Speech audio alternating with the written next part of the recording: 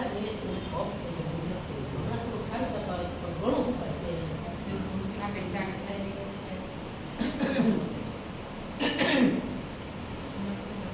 હવે મહાદેવજીને છે ને પરાયણે તો જો પરાયણે પછી બહુ છે ને બહુ કોઈ માહે નો પડી જાય તો શું કરવું હાલે મહાદેવજીની વાહે પડી તો કે એવો એક એવો યોદ્ધો આપો વાણે જ પડી જશે ત્યારે મહાદેવજીને છે ને શિવજીએ શ્રાપ આપ્યો અને ઓખાને ગણપતિને ઓખાની ઉત્પત્તિની નવી કથા આવે છે મહાદેવજીએ શ્રાપ આપ્યો અને કહેવા લાગ્યા તે તો તારા વેણ કહે છે ઉપજાયો મેં એક કરશે દન કરીને ફટકા કરશે તારા અને ગૌ કે છો ને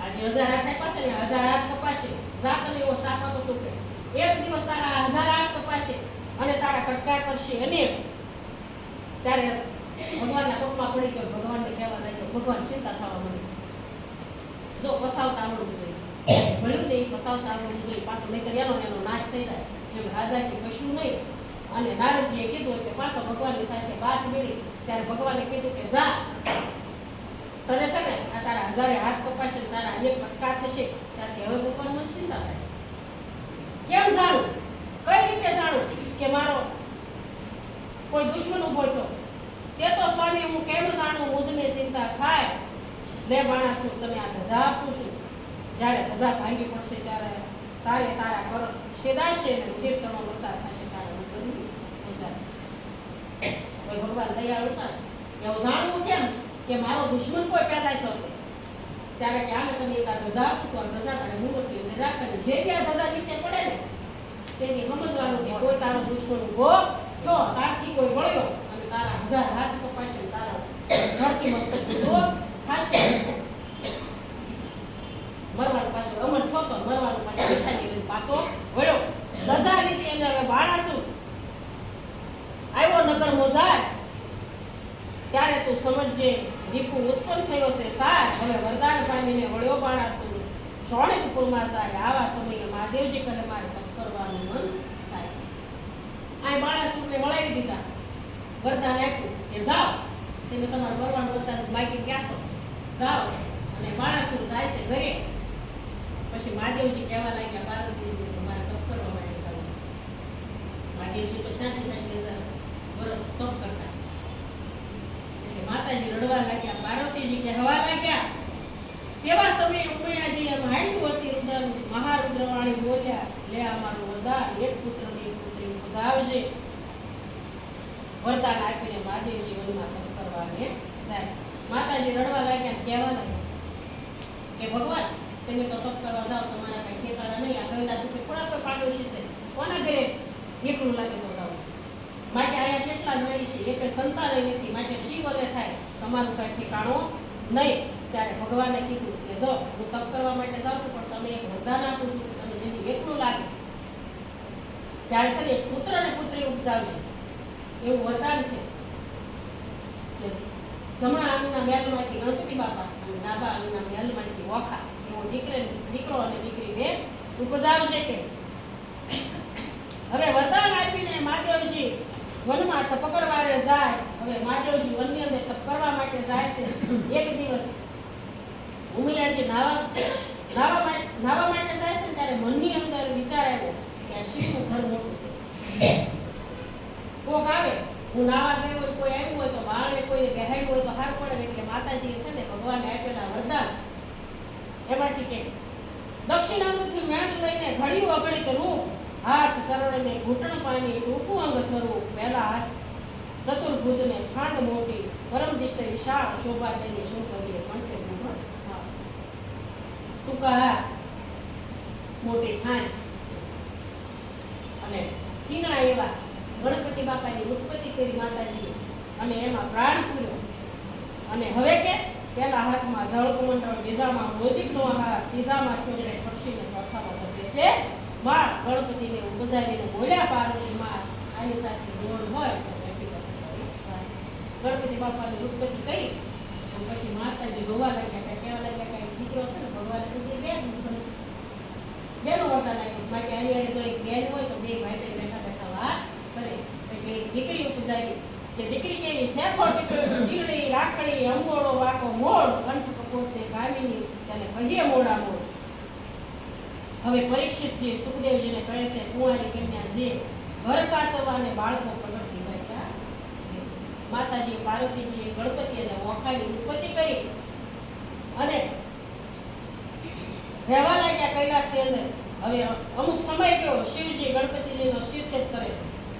મહાદેવજી જ્યાં મનની અંદર તપ કરવા માટે ગયા છે. હવે દેવી નાવણ કરવા બેઠા અને આવ્યા નારદજી ત્યાં બે બાળકો જોઈને નાસી ગયા. જ્યાં હતા શિવજી નારદ ચાલી આવ્યા મધુવન તપથી. અરે શિવજી, અરે ઓ શિવજી, નફટ ભૂંડી ટેવ વનવગડામાં ફરતા હિંડો માથે ધૂળ ચોળો આંકડો થતો વિજયા ગાયવા કરો વાડો વાડો. ફરતા ફરતા નારદજી કૈલાસ ઉપર આવ્યા. તો તેણે જોયું ભગવાન મહાદેવજીના આંગણાની અંદર એક વિક્રમથી રમતા હતા. પાર્વતીજીને પૂછવાનો વિચાર એનો કર્યો અને દોડે અને જ્યાં મહાદેવજી મધુવનની અંદર તપ કરતા હતા ત્યાં જઈ અને ભગવાનને કહેવા લાગ્યા કે આવા ના આખો દી અંગે રાખશો નહીં, શમશાનમાં આળોટવાનું, આંકડો ધતુરો સાવવાનો અને વળી પાછું તપમાં બેસી જવાનું. તમને ખબર છે તમારી વગર કૈલાસ ઉપર છે ને બે દીકરો દીકરી માતાજીએ પાર્વતીજીએ પૂછાવ્યા છે. ભગવાન પાછા ભોળા હતા, ભૂલકના. હવે મહાદેવજી ત્યાંથી પરવર્યા કૈલાસ જોવા જાય. ગણપતિ વાળી બોલ્યા આડી પૂરીમાં ભગવાન અહીંયા નારદજીએ હળગાવ્યું. ભગવાન ઊભા થયા અને દોટ મૂકીને કૈલાસ જોવા માટે દોડી ગયા. તો જાય છે તો ગણપતિ બાપા આડા ઉભા રહી ગયા, ઘરની અંદર જવા ન દીધા. આડી મહાકાય થઈ ઉભા રહ્યા અને કહેવા લાગ્યા એલા જટિલ જોગીડા ભસ્મ તોડીને દિસતો અદ્ભુત આજ્ઞા વિના અધિકાર નહીં જો હોય તો મોટો પૃથ્વીનો. ગણપતિ બાપા ક્યાં ઓળખતા હતા તમારા બાપ? આવીને કીધું હું આ ઘરનો માલિક છું, ઘરમાં જવા દે, એ મારી માની આજ્ઞા છે. તો પૃથ્વીમાં ભૂખ કોણ તો હું ઘરમાં ન જવા દઉં. મારી માએ કીધું છે કોઈને ઘરની અંદર દાખલ થવા દેવા નહીં, માટે કે મારી માની આજ્ઞા છે, ઘરમાં હું જવા દઈશ નહીં. વચન આવું સાંભળીને કોઈપા શિવરાય લાતો ગળદા પાટું મૂકીને આવ્યા. ત્યાં મારું ઘરને તું મને ના પાડે તો કોણ શોકે? ભગવાને લાતો ગળદા પાટું મૂકી અને દોડીને ઘરની અંદર આવ્યા. ગણપતિનો ગળદો પડે, બ્રહ્માંડ ભાગી જાય. ત્રિલોક તો પ્રભળવા લાગ્યું. આ શું કહેવાય? અહીંયા પિતા પુત્રનું યુદ્ધ થાય છે, એના યુદ્ધથી આપણું ત્રિલોક પ્રભળવા લાગ્યું. આ શું? માટે ત્યારે શિવજી ગોતા મનમાં સડી રીસ કોપ કરીને વિષ્ણુ મેળવ્યું અને શ્રી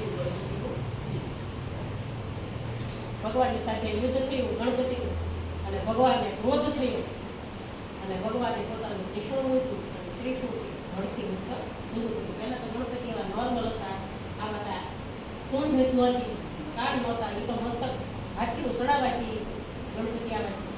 માટે ગણપતિ બાપાને ધડથી મસ્તક જુદું કર્યું. હવે એ મસ્તક જઈને પડ્યું ચંદ્રમાના રથની માય, તેથી ચતુર્દશીને દિવસે ચંદ્રની પૂજા થાય. આવા સમયે શિવજી ઘરમાં આવ્યા. જ્યાં ઉમૈયાજી નાય આખા પેટની બારને તે નાસી ગઈ. ઘરમાં કોટડીમાં જઈને પેટની મનમાં કર્યો વિચાર, ભાઈના પડકાર કીધા નિધને મહાદેવજીનું અને ગણપતિનું યુદ્ધ થતું હતું. તે ઓખા જોતી એક બાજુ ઉભી ગણપતિ મરાણા અને યુદ્ધ જોતા જોતા માને કહેવા જવાની જગ્યાએ મીઠાઈની કોઠીની અંદર જઈ અને એ ખંતાઈ ગઈ. કાકે બીક લાગી, ભાઈને મારી નાખ્યો કે મને પણ મારી નાખે. આના હિસાબે તે ઓખાને દૈત્યના ઘરમાં અવતરવું પડ્યું. માટે મહાદેવજી ઘરમાં ગયા. જગક્યા ઉમૈયા મન નેત્ર ઉગાડીને રેઠ્યા ત્યાં દીઠા કરી. ભગવાન દોડે ઘરમાં આવ્યા. માતાજી નાઈ વસ્ત્ર પહેરે છે. માતાજી ખીસાડા કે નાયા ઉપર દોડે આવો તમને ખબર ન પડે? આવા નાઈ તમારી ભૂંડી કેમ કે દોડીને આવો તો બે બાળકો બારણે મૂક્યા છે, પૂછતા નથી, ઘાસતા નથી, દોડીને તરત અંદર વી આવ્યા. માટે વસ્ત્ર પહેરીને કહે છે ઉમિયાજી આવ્યા. કેમ આવ્યા મહાદેવ? આપણો ધતુરો ચાવો ભૂંડી નફટ ટેવ માતા ઉપર દોડી આવ્યા. સમજો નહીં મનમાં બારણે મેલા છે બે બાળકો તેને કેમ આવ્યા માર. ત્યારે ભગવાન કહેવા લાગ્યા સારી અને પાટીણી મેં જોયું ને બધું પારખ્યું એટલા તારા સુધી જાણતો શરીર ભગવાન કહેવા લાગ્યા તને સતી જાણતો હતો એટલા દિવસ સુધી બધું મેં તારું જોયું કે બધું મારું લૂંટી મેં ખાધું મુજ વિનાની પ્રજા કીધી તારું આવું છે કામ પાર્વતી તેને રાખ્યું તમારા પિતા હિમાચલનું નામ આપણને ત્યાં કંઈ થોડું દુઃખ ન લગાવ્યું ભગવાને કીધું કે તમે તમારા બાપ હિમાચલનું નામ રાખ્યું કે માટે મારી વગરની પ્રજા કીધી તેને રાખ્યું તમારા પિતા હિમાચલનું નામ આવું વચન સાંભળી ઉમિયાજીને ઉઠી જ્વાળા કાલે તેને કહીને ગયા હતા કે પ્રગટ કરશો કે માતાજી ભક્તિ માથા ઉઠી લઈ કીધું ને કે એની બાપનું નામ બોલ્યું કાલે તમે જ કહી ગયા હતા તમને ખબર છે ને કે તમને જેથી એવું લાગે છે કે તમને વરદાન આપું છું કે એક પુત્ર ને એક પુત્રી ઉપજાવજો આજ પાછા ભૂલી ગયા અને આવું બધું મને કહેશો સતી જાણતો હતો તેને સર્વે લૂંટી ખાધું માટે ત્યારે શંકરે નીચું જોયું મનમાં વિચારીને કીધી વાત તારી પુત્રી તો નાશી ગઈ તારા પુત્રનું નાખ્યું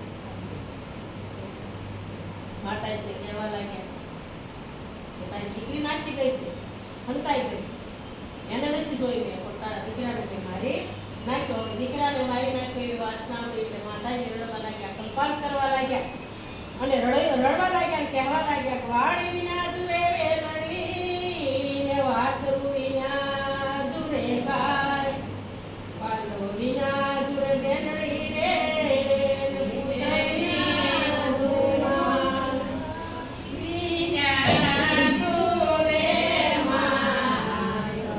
ધન ધાન્ય ને પુત્ર પુત્ર જે ઘર આગેવાન જે ઘર પુત્ર ના નીપજો રે તેના સુનામ પડે મસાન કે વાડી વિનાની જેમ છે ને વેરડી હોય ને જેમ જુડે છે વાડી ન હોય તો એ બેન જુડે એમ વાસુ વિનાની ગાય જુડે બાંધો વિનાની બેનડી જુડે અને પુત્ર વિનાની માય જુડે ધન ધાન્ય ને પુત્ર પુત્ર જે ઘર આગેવાન જે ઘર પુત્રનો નીપજો તેના સુનામ પડે મસાન ઘણી બધી સંપત્તિ હોય ધન હોય ઘણું બધું પણ પુત્ર ન હોય તો મહાન પણ સુનો મળે કે માટે ઘર પુત્ર વિના ઘર પાંદરું વન ઉભે લાગે અગ્નિ શિવ શાને મારો પુત્ર ને હું મારો પુત્ર ક્યાંથી લાવીશ મારો ગણપતિ શાને માથું પસાડી અને ભગવાન કહેવા લાગ્યા કે હવે મારો પુત્ર ક્યાંથી લાવીશ ખૂબ રડે છે ને લોપાત કરે છે અને ગણપતિને ઢંઢોળે છે ગણપતિને જગાડે છે કે હે ગણપતિ જાગો કે બોલો બોલો હો બાળા બોલો હો ગણપતિ બોલો ને બોલો બોલો હો બાળા બોલો ને ઉમૈયાજી કરે રુદન ગણપતિ બોલો ને ઉમૈયાજી કરે રુદન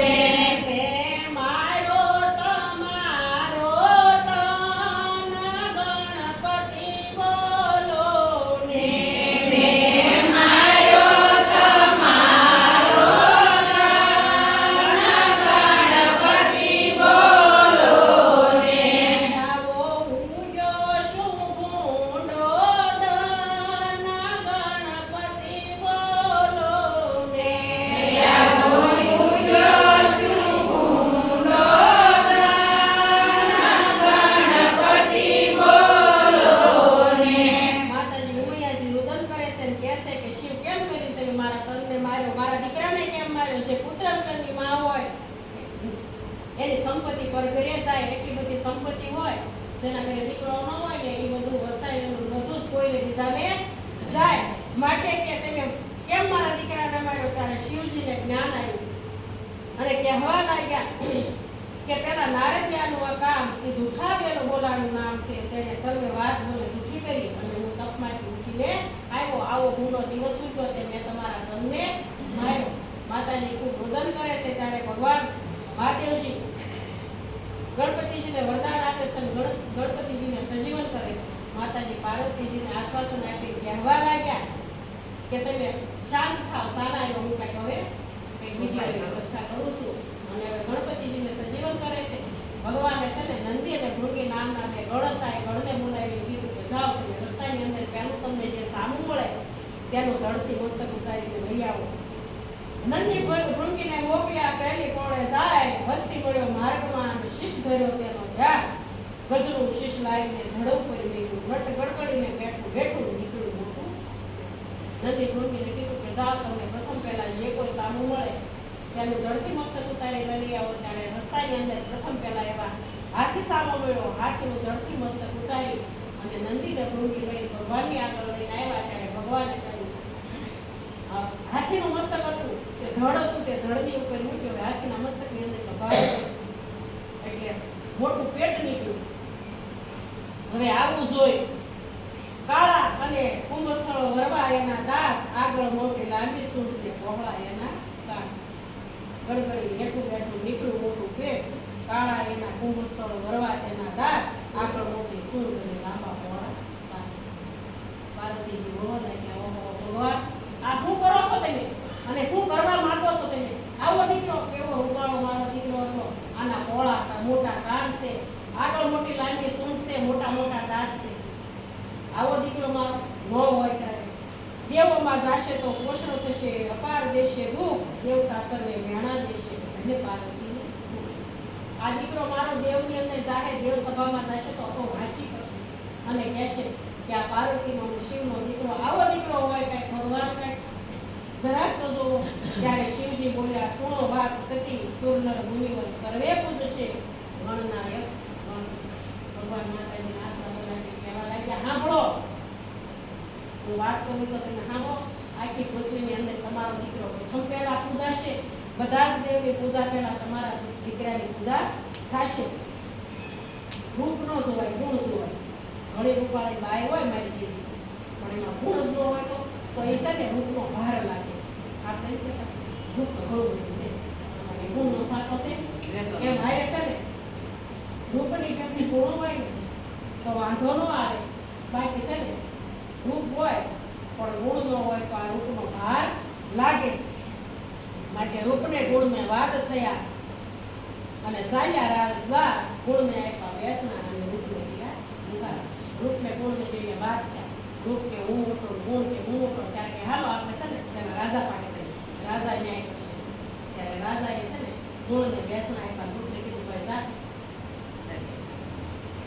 રૂપનું કીધું ગુણ છે, ગુણનું કીધું રૂપ છે ભાર. ગણપતિજીનો દર્શાવેલો મહિમા કે કેવા. હવે ગણપતિ બાપાને માતાજીને ગણપતિ બાપાને ઉપસાવી અને માતાજીને કહેવા લાગ્યા કે તમારો દીકરો છે ને આ પૃથ્વીની અંદર પ્રથમ પૂજાશે. કે કેવો, કઈ રીતે પૂજાશે? પંચી જ્યારે ચાલે પહેલા મેં ગણપતિનું નામ, કથા ગ્રંથ આરંભે પ્રથમ ગણપતિને સમરે. સૌભાગ્યવતી શણગાર ધરે ગણપતિનું કરે સ્મરણ. સ્વની સમરતા ઘાટ, પંચી સમરતા વાટ, પંચવદનના ડેરામાં તેને પૂજા ગણપતિની. કે કોઈ પેલું ગામત્રે જાહે તો પહેલા તમારા દીકરા ગણપતિનું નામ લેશે. સૌભાગ્યવતી શણગાર કરશે ને તો પહેલા ગણપતિ બાપાનું નામ લઈ અને શણગાર કરશે. સોની ફળ છે ને સોનું પડવા બેસે ત્યારે પહેલા ગણપતિને યાદ કરશે. પંચી સમરતા વાટ, પંચવદનના ડેરામાં પહેલી પૂજા ગણપતિની થાય. માસ દેવનું દેવ છે એની પહેલા મહાદેવને પગે લાગી, એ પહેલા ગણપતિને લાગવાનું. ગણપતિને લાગ્યા પહેલા જો બીજાપુર દેવને પગે લાગી તો સર્વે દર્શન દીખ્યા થાય. આવું મહાદેવ થઈ ગયું કે પહેલા દેવની પૂજા પછી પહેલા ગણપતિની પૂજા. ગણપતિ પહેલા પૂજશે કોઈ તો બધી પૂજા તેની ઈચ્છા થશે. ઉથલો અને શાને રૂઓ છો પાર્વતી જેના ઘરે વિવાહ વાજન હશે ત્યાં બેસીને જમશે ભણને ઘી. હવે રોમાં આથી વધારે તો શું હોય, તમારો દીકરો આખા જગતની અંદર પૂજા છે અને પહેલી પૂજા તમારા દીકરાની થશે. એથી વધતા જેને એકનો એક દીકરો હશે ને એના લગ્ન થતા હશે ને તો પહેલા છે ને ગણપતિને યાદ કરવામાં આવશે. ગણપતિને યાદ કર્યા પહેલા જો કાંઈ પણ કામ થશે પાછા આવશે.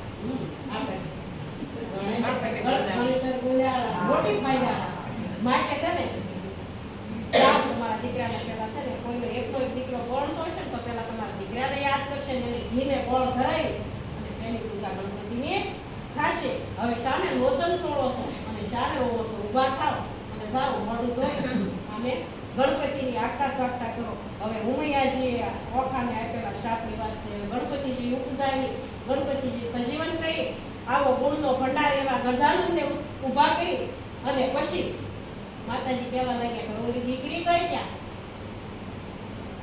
હવે ઓખા કહીને ઉમૈયાજીએ સાત કર્યા બે ચાર, ત્યારે ઓખા આવીને નીકળી ઓરડીની બહાર અને માતાજી કહેવા લાગ્યા ભાઈ બનાવીને તું નાસી ગઈ. મહાદેવજીએ ગણપતિને માર્યો તો સીધા ઝાડ મૂકીનો બેસાર હાથ કર્યા ઓખાને તો સાત કર્યા એટલે ઓખા મીઠાની કોઠીની અંદરથી આવી અને માતાજીની સામે આવી ઊભી રહી ખરેખર ધ્રુજે છે કે તું મહાદેવજી આવ્યા ભાઈનું અને મહાદેવજીનું આવું યુદ્ધ થયું, ભાઈ મરાણો છતાં તે મને જાણ ન કરી ના મીઠાની કોઠીની અંદર જઈને ખંતાઈ ગઈ. જો પહેલા તે મને જાણ કરી હોત તો હું આવીના ભાઈનો મરા.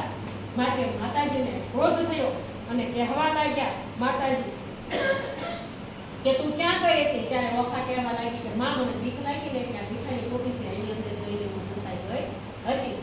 ત્યારે માતાજી કહેવા લાગ્યા કે જા તું મીઠાની કોઠીની અંદર સંતાણી હતી, માટે જેમ મીઠું ગળે તેમ ગળજો તારું અંગ, જા દૈતના કુળમાં અવતરશે તેવી ફેર બોલ્યા માય. ઓખા થરથર ધ્રુજા, આ વાત અપરાધ માતા પાખે આવડો છું મૂકો.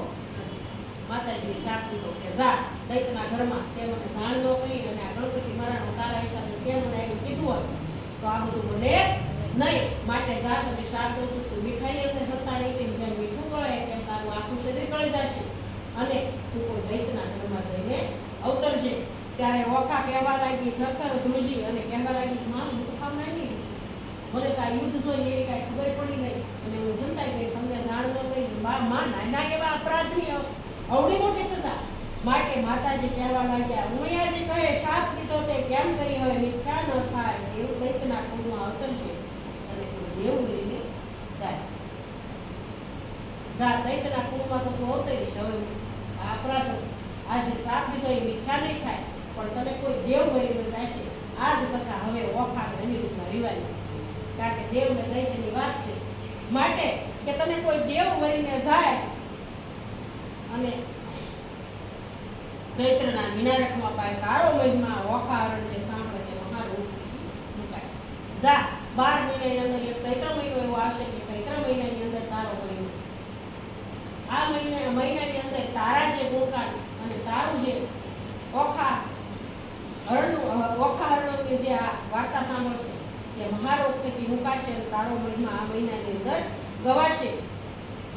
ત્યારે કે ઓખા અરણ જે સાંભળે તે મહારોગથી મુકાય. 30 માસ 30 ચૈત્ર માસના 30 દાડા જે અન્નનું ખાય, 30 દાડા ન ખાય તો વળી કરવા પાછલા 5 દિવસ જો ન પાળી શકાય તો કરવા 3 દિવસ, 3 દિવસ ન થઈ શકે તો કરવો 1 દિવસ. આ પ્રકારે વ્રત કરવું સમગ્ર સ્ત્રી. ચૈત્ર મહિનાની ઓખા અરણનો મહિમા કે તારો મહિમા છે આ મહિનાની અંદર અન્નનું ખાવાની વાત છે કે મીઠા મહિનો જે આખો મહિનો 30 દિવસ અન્નનું અન્ન ખાય, 30 નો થાય તો 5 કરવા, 5 નો થાય તો 3 કરવા, 3 નો થાય તો 1 કરવો. મીઠા મહિનો લાવજો નાખો માટે કે ભાઈ આની માટે તારો મહિમા છે અને અન્નનું ખાવાની વાત છે. માટે કે આ સમગ્ર સ્ત્રી જને આ વ્રત કરવું અને અલુણું અન્ન ખાવું, અવની ઉપર સૂવું, ઉજળું અન્ન ખાવું, તે દિવસે ઉજળું અન્ન ખાવું, દેહ રક્ષણ દાન કરવું, લવણ કેવું. સમગ્ર સ્ત્રી જનને આ વ્રત કરવાનું કીધું છે. 1 દિવસ તો આપણે બધા કરશો, પાછલો અમાસનો થાય તો અમાસનો 1 દિવસ અલણું કરવાનું છે. અને આની માટે મીઠાનું દાન ચૈત્ર મહિનાની અંદર મીઠાનું દાન બહુ મોટું ગણવામાં આવ્યું છે. એટલે મીઠાનું દાન કરવું, દેહ રક્ષણ દાન કરવું, લવણ કેવું, જે જે પાર્વતીજી કહે છે પુત્રી સૌભાગ્ય તેની ભોગવે. માતાજીએ કીધું કે જે સ્ત્રી આ એક દિવસ પણ વ્રત કરે, મીઠાનું દાન કરે, અવની ઉપર સુંદર ઘોડું અને ઉજળું ખાવું અને મીઠાનું દાન કરવું, એની જે માં કરે એની દીકરી સૌભાગ્ય ભોગવે. માટે આ વ્રત કરવાનું રહેશે. કે સુખદેવજી કહે છે સુણો અહીંયા થયો એક પ્રહર, હવે બાણાસુરની શું ગતિ થઈ તેનો કહું છું વિસ્તાર. સાંભળો નિર્ધાર, હવે બાણાસુર રાજ કરતો હતો શોણિતનું વધાર. ગણપતિ મહારાણા બીજા ગણપતિની ઉત્પત્તિ થઈ, તેને લાભ દીધો અને ભગવાને ખૂબ પ્રસિદ્ધ કર્યા. ઓળખાણ હોય કે બીજો જન્મ શ્રાપ. અને હવે ક્યાંય પાછું આપણે આગળ બાણાસુર તો રાજ કરે છે શોણિતનું. હવે એનું કારણ કે વખાને શ્રાપ આપ્યો તો દૈત્યના કુળમાં અવતરશે એટલે કોઈ સારો માણસ તો ગોતવો ને. એટલે પછી બાણાસુરની વાત આવી ગયો. બાણાસુર ક્યાં છે ને બાણાસુર શું કરે છે? ત્યારે રાય બાણાસુરને બાળકને વાળવા આવી ચંડાળ નિત્ય રજૂ પડે અને વાળી આંગણું કરે ઝાડમાં. બાણાસુર રાજા શોણિતપુરમાં રાજ કરે છે ઘણા વર્ષો વહી ગયા, પણ બાણાસુરને કઈ ચિંતા નથી. રોજ બાણાસુર સવારમાં વહેલો ઉઠી નાઈ ધોઈ મહાદેવજીના દર્શન કરી જ્યારે રાજમાં જાય ત્યારે નીચા ઉતરે ને વેડી હતી ત્યારે આંગણું વાળતી ચંડાળની ભંગીની બાઈ જોઈ. રોજ આંગણું વાળતી હોય તે રાજા ઉતરે એટલે જોઈ અને હળું ફરી ઊભી રહી જાય, મોઢાટો ખાવણો રહે. આવું ઘણા સમયથી રાજા જોતા હતા. રાજાને ઘણી વાર વિચાર આવતો મનની અંદર કે આ બાઈ હું રોજ ઉતરું છું, રોજ આંગણું વાળતી હોય હળું ફરીને કેમ ઊભી રહેશે. એક દિવસ રાજાએ હિંમત કરી અને રાજા પૂછવા લાગ્યો. ચંડાળની બાઈ બોલે, હે બેન, આ રોજ ઉતરું છું, રોજ તમને જોઉં છું કે મોઢાટો ખાવણો તે ઊભા રહ્યો છો, આનું કારણ શું છે? મને ઘણા દિવસથી મનની અંદર શંકા થાય છે, દર્શાવો કાંઈ કારણ હોય તો. ત્યારે વળતી બોલી ચંડાળની વાત, રાય તમે ઉત્સાહ ને એવી નિશા, મુખ અમારું ધ્યાન કરીને દેખાડાય. ત્યારે બાળાસુર બોલ્યો વળતી વાત, ચંડાળની નાર સાચું બોલ કામિની દેતા ચંડાળની બાઈ છે ને ભંગી બાઈ એ ધ્રુજવા લાગી. ત્યાં રાજાએ બોલે પૂછ્યું કારણ શું છે? રાજાને કહેવાય કે તમારા ઘરે સંતાન નથી, કે હવારમાં માંજિયાનું મોઢું ન જોય એટલા માટે હું તમારું મોઢું જોઈતી નથી, માટે અવળું ફરી ઊભી રહી જાઉં છું. એટલે રાજાને શું કીધું કે રાજા એમાં એવું છે કે અમે નિશ્ચિતાર્થના હવારમાં અમારું મોઢું તમને ન દેખાડાય ને એટલા માટે થઈને હું અવળું ફરી ઊભી રહું છું. ત્યારે કહેવા લાગે, ત્યારે આવું કર્યું રાજાને સમજાવવા લાગ્યા. ત્યારે રાજાએ શું કીધું કે નહીં, સાચું બોલ કામિની, નહીંતર તમે મારું હું અહીંયા ઠાર મારી નાખું કે ગાડીએ ગાડી તેલ કાઢું કે જે સાચું હોય એ બોલ. ત્યારે વળતી બોલી વાત ચંડાળની તેને સાંભળો રાજન, સાચું બોલવું જેવો ઘાટ તેવો દેજો મને દંડ. બીક બતાવીને એટલે કહેવા લાગી કે જો તો સાંભળો રાજા, જેવો ઘાટ તેવો દેજો મને દંડ. જો નહીં કહું તોય મારી નાખશે અને કશ તો મારી નાખશે. હવે તો આ કહેવું જ પડશે. માટે કીધું કે જેવો ઘાટ એવો દેજો મને દંડ. પ્રાતકાળે ન જોઈએ વાંજિયાનું વતન, તમારે કાંઈ સોરું નથી તેવું સાંભળો રાજન. હિંમત કેવી કરી તમારે કાંઈ દીકરો દીકરી કાંઈ સંતાન નથી, માટે પ્રાતકાળે ન જોઈએ એવું શાસ્ત્ર એવું કહેશે કે વાંજિયાનું મોઢું જોવાય નહીં. ચંડાળ તો કોને કહીએ છે દશરીધીના કહેવાય, પેલો ચંડાળ તેને કહીએ છે રવિ ઉતરીને ન નાય. રાજાને કહી દીધું કે તમારે સંતાન નથી. હવે રાજા બોલવા વારો જ ન આવતો કે તમારે છે ને કે એવું કહેશે શાસ્ત્ર કે હવારના પર્વ વાંજ્યાનું મોઢું ન હોય. પછી રાજાને બોલવાનો સામો છે ને સમય પર કે રાજા 10 પ્રકારના ચંડાળ કહેવાય છે. કેવા 10 પ્રકારના? કે ભંગ્યો એક ચંડાળ ન કહેવાય કે ચંડાળ નો વેલું ઉપાડી ઈ છે. બાકી કે કેવા 10 પ્રકારના ભંગ્યા કેવા કહેવાય કે ચંડાળ તો કોને કહીએ છે દશરીધીને કહેવાય, પેલા ચંડાળ તેને કહીએ છે નદી ઉતરીને નો નાય. ગંગાજીએ નાય હરદ્વાર જઈ ટાઢું છે કે પાછો આવે નાયા વગરનો નદી ઉતરીને નો નાય ને એને પહેલા પ્રકારનો ભંગ્યો ગણીએ. બીજો ચંડાળ તેને કહીએ છે પુત્રીનું ગમ. બીજા પ્રકારનો ભંગ્યો તેને કહેવામાં આવો ચંડાળની પાસે રાજાને કહેશે કે બીજો ચંડાળ તેને કહીએ છે પુત્રીનું ગમ થાય. ગમે એવું આપણે ભાંગી ગયું હોય હાવ ગાંડું અધવશ્ય નવડે શાક નથી ના શાક નથી નવડે. નાવા કામ કીધું તું તે બાપનું રાશિ કેવું બેન માટે દીકરીનું કોઈ દિવસ ધન ખવાય ને દીકરીને ઘણું સારું હોય ને આપણે છે ને એટલે કે દીકરી ઘરનું ખાઈ માને થાય એટલે ક્યારે દીકરીનું ધન ખવાય નહીં તે બીજા પ્રકારનો ચંડાળ કહેવાય. ત્રીજો ચંડાળ તેને કહીએ છીએ દુભાઈ માતાને પિતા. ત્રીજા પ્રકારનો ભૈયો એને કહેવાય કે જે મા બાપને દુભાવે. બોલ્યા ડુંગરાવાળી રાજી કરી નીકળેલા ઉમરાવાળી રાજી કરી. ઉમરાવાળી રાજી થાય ડુંગરાવાળી રાજી માટે મા બાપને જે દુભાવે તે ત્રીજા પ્રકારનો ભૈયો કહેવાય. ચોથો ચંડાળ એને કહીએ છીએ બાળકું ધન ખાય. કોકનું પડાવી જવાની નીતિ હોય, કોકનું પડાવીને ખાવામાં આખી જિંદગી પૂરી કરે જે ચોથા પ્રકારનો ભૈયો કહેવાય. પાંચમો ચંડાળ એને કહીએ જેનું મન હોય પેલું તમારી હારે જ રહે અને પછી તમારું જ કાપે મન મેલું હોય એ પાંચમા પ્રકારનો ભૈયો કહેવાય. છઠ્ઠો ચંડાળ તેને કહીએ કર્માયું વચન. સાતમો ચંડાળ તેનું કહીએ પેલો કનવા નહીં કરે. નવમો ચંડાળ તેને કહીએ છીએ હરે મારાથી નવમા પ્રકારનો ભૈયો તેને કહીએ જે કોઈને સારું સંસાર હોય ને એની વૈતાથી કોઈની સ્ત્રીને ઉપાડી જાય એ નવમા પ્રકારનો ભંગી કહેવાય. જે હરે પારકી ના. દસમો ચંડાળ તેને કહીએ જે કહેવાય પરમ ચંડાળ. હાચા દસમા પ્રકારે તો દસમા પ્રકારનો ચંડાળ તેને કહીએ જે કહેવાય પરમ ચંડાળ. અમારા ગયા જન્મના પરમ કે બધા ભગવાનના બનાવેલા થઈ ગયો પણ આપણા હારા કર્મ હોય છે ને આપણે હારા કરી જન્મ છે ને હારા કર્મના હિસાબે આપણે આવું સરસ ભગવાનના મંદિર પગથિયું ચડીએ છીએ ભગવાનના કામને ભગવાન એટલે કહે છે કે દસમો પ્રકાર દસમો ચંડાળ તેને કહીએ કે એને કહેવાય પરમ ચંડાળ. કર્મ એવું હતું એના માટે એને ચંડાળના પીડે ઉતર્યા. આવું રાજાને કીધું.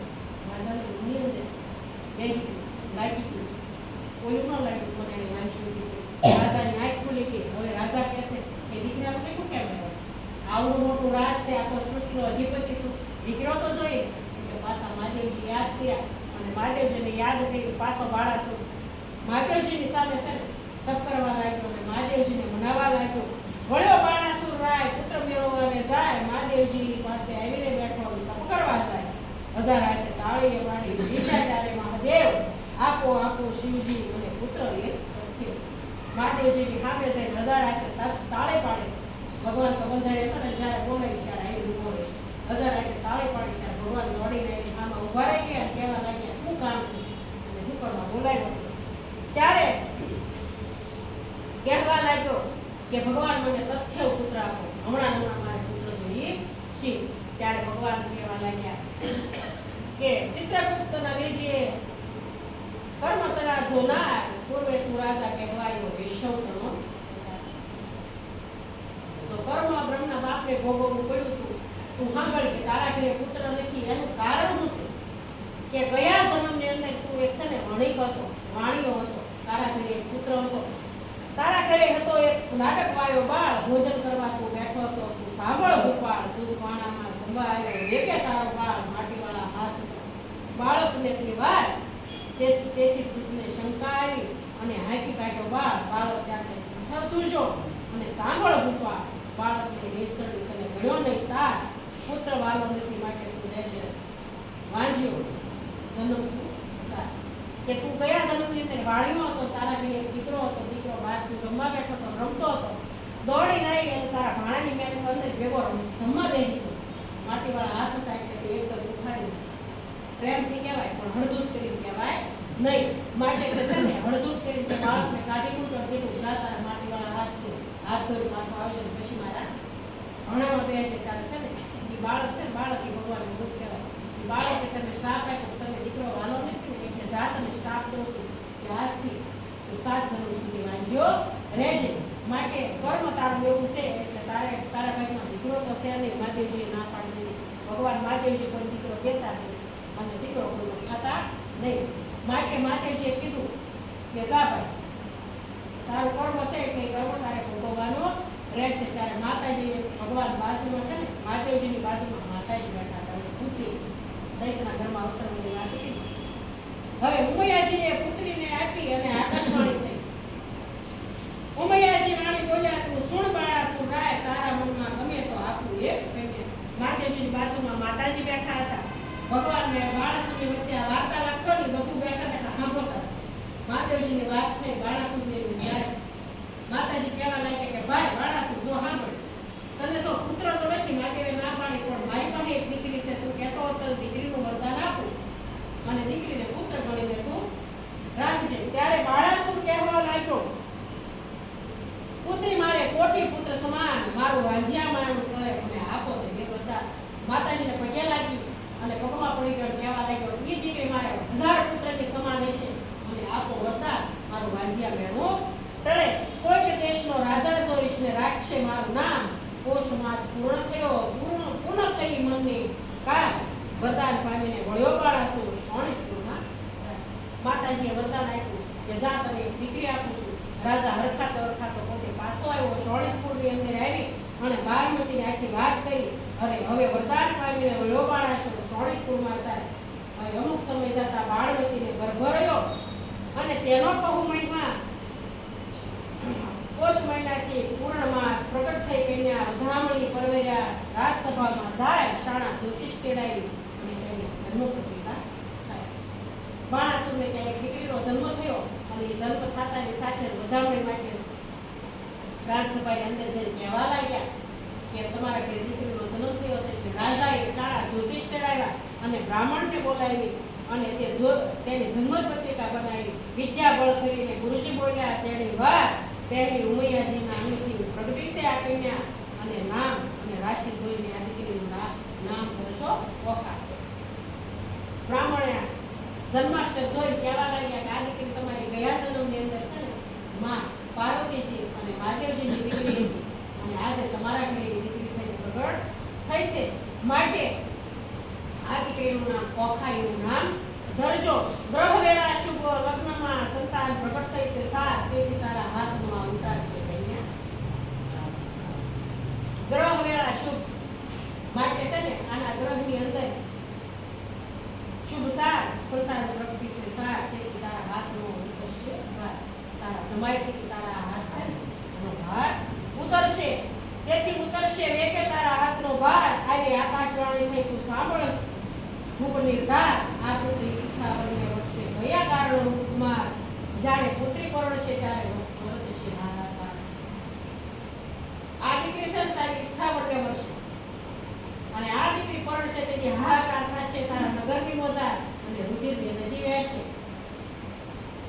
મહાદેવજીએ કીધું હતું કે તારા હાથ કપાશે તારો દુશ્મન તારથી કોઈ સર્જાતો ઉભો થશે ત્યારે રાજા પૂછવા લાગ્યા કે દેવ વચન મિથ્યા ન થાય માટે હવે શું કરવો વિચાર રચો માળિયા મંદિર સાર કરો ઉપાય ઓખાને ચિત્રલેખાને વેલો મંદિર માળિયા મહાદેવજી આનું વરદાન આપ્યું હવે કે વરદાન તો મિથ્યા થાય નહીં હવે શું કરવું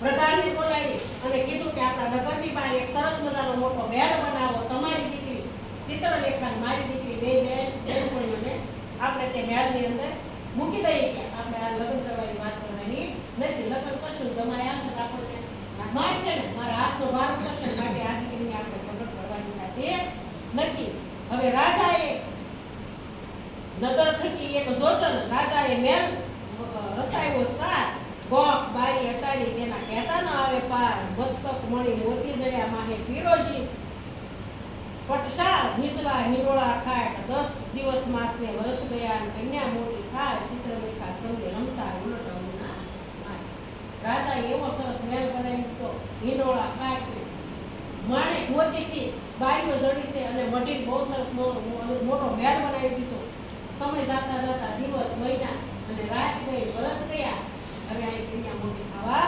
લાગી 1.25 લાખ યોદ્ધા રખવાડે મેળા રાજાને આમ કરતા ઓખાબાઈને આવ્યું છે જોબાન તમે રાત્રિએ જાગો નવનીતો વચન ઓખા કેરા માળિયામાં રાખે પવન સમજે 1.25 લાખ યોદ્ધા તો તે મેળની રખવાડી કરે છે પવનને પણ અંદર જવું હોય ને તો પહેલા પૂછીને જવું પડે શોણિતપુર પાટણ ભલું રાય બાણાસુરનું નામ ઓખા તેની પુત્રી અતિ ઉત્તમ કાળ ઘડી એકમાં લાવે સોખાબાજી ઘડી એકમાં લાવે પાટ નાના વિધિની રમત રમે અને ઘડી એકમાં પાછી ઝૂલે હિંડોળા ખાય ઘડી એકમાં ઢીંગલી પોત્યા ઘડી એકમાં હોડા હોડ હિંડોળે નીચકવાને કાજ રેશમ કેરી દોરી ઘમર ઘમર ઘૂઘરા બાજી ભૂગરડીના ઢોર નાના વિધિનું ગાણું ગાય અને નીકળે મધુર સુર રમે જમે ને આનંદ કરે ને પહેલા મંગળ ગાય હવે જોબન નહોતી થઈ છે ઓખા ગાય મંદિરમાં આવ્યા અને દીકરી અહીંયા મોટી થઈ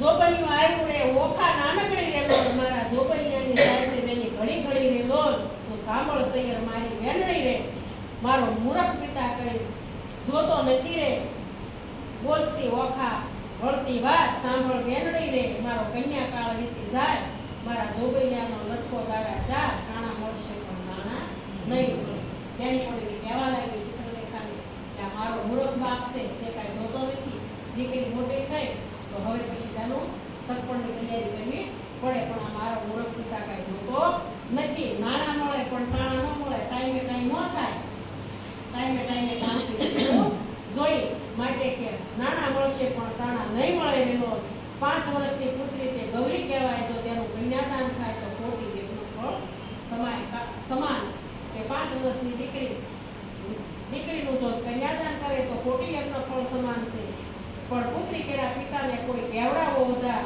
વધાય ગાંઠોળો વિવાહનું ફળ જેને વર્ષ થાય 9 આમ કરતા વળી વિશ્વમાં કાંઈ આવી પડે માં મનુષ્ય વિવાહનું ફળ જેને 11 આંકડો આમ કરતા વર્ષ જાય છે બાર પૂરા થયા પુત્રીનું મુખ જે પિતા જુએ તે બેસે બ્રહ્મ હત્યા કે 12 વર્ષની દીકરીનું મોઢું જે બાપ જુએ તેને બ્રહ્મ હત્યા લાગે એટલે બ્રહ્મ હત્યા કાંઈ બ્રાહ્મણને માર્યો એવું નહીં બ્રાહ્મણ દુભાયો હોય ને તો બ્રહ્મ હત્યાનો પાપ લાગે માટે જે બાપ 12 વર્ષની દીકરીનું મોઢું જોવે તેને બ્રહ્મ હત્યાનો પાપ લાગે ઓખાને ચિત્રલેખા બંને વચ્ચેનો વાર્તાલાપ છે ત્યારે ચિત્રલેખા બોલી એવી પેર બોલી સાંભળ સૈયર વાત તારે કાજે નહીં પરણાવે બાણાસુર તારો વાત તારા કાજે પરણાવે તો રાયના શેદાય હાથ તારા કાજે નહીં પરણાવે આ બધાનો મારો બે બેન થોડી વાત કરે છે કે તારા કારણે મને નહીં પરણાવે જો તને ઓખા પરણાવે ને તો તારા બાપના હાથ કપાય અને જો મને હું આવી મને શું કરવા મને પરણાવે તું એકલી થઈ જાય માટે તને તો નહીં પરણાવે પણ ભેગી ભેગી મને પણ નહીં પરણાવે ત્યારે કહેવા લાગી તાત કેરી આજ્ઞા લઈ આવો ઓખા વચન સાંભળી ઓખા વળતી ત્યાંથી ચાલી જાય તાત આપો આજ્ઞા હું શંભુ પૂજવા જાઉં બાણાસુર પ્રત્યે પુત્રીએ એવું વચન ઉછાર્યું ત્યારે બાણાસુર કહેવા લાગ્યો ભલી પુત્રી આમ ના કહીએ બેસી રહો મંદિર માળિયા માય આવે મહાદેવજી ઘર્યું ઘરમાં પૂજીને લાગો ત્યારે ચિત્રલેખા છે ને મહાદેવજી બોલાશે હાલ આપણે બે બેનપણીઓ ભેગી મળી અને મહાદેવજીની પૂજા કરવા માટે જાય ત્યારે ઓખાબાઈ અને ચિત્રલેખા મહાદેવજીની બાળકોની પાસે જઈને પગે લાગીને કહેશે કે અમારે મહાદેવજીની પૂજા કરવા મહાદેવજીની પૂજા કરવા આપણે જવાય મહાદેવ તો મારો બાપ હમણાં હાથ કરું અહીં આવે અહીં બેસીને પૂજા કરો પણ આ ઘરમાંથી બહાર જવાય નહીં માટે વચન સાંભળીને ઓખા બોલ્યા વાત ચિત્રલેખા કરે સૈયર મારી હવે શું કરવો ઉપાય ઓખા અને ચિત્રલેખા કહેવા લાગી બેન હવે હું ઉપાય કરું અને